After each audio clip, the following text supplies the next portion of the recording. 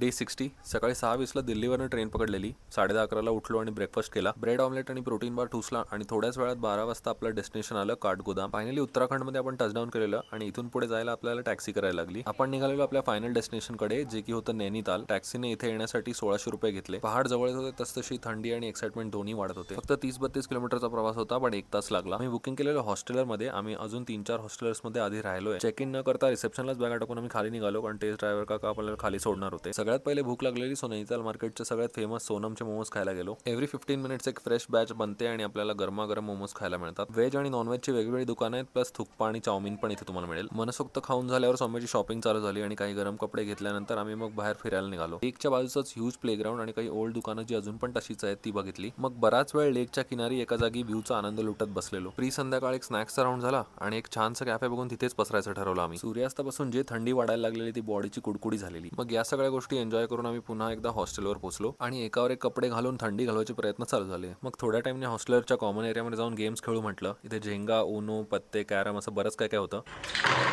Finally in house कॅफेमधनं जेवण मागवलं आणि पत्ते खेळत आपला दिवस संपला. भेटू उद्याच्या व्लॉगमध्ये. बाय.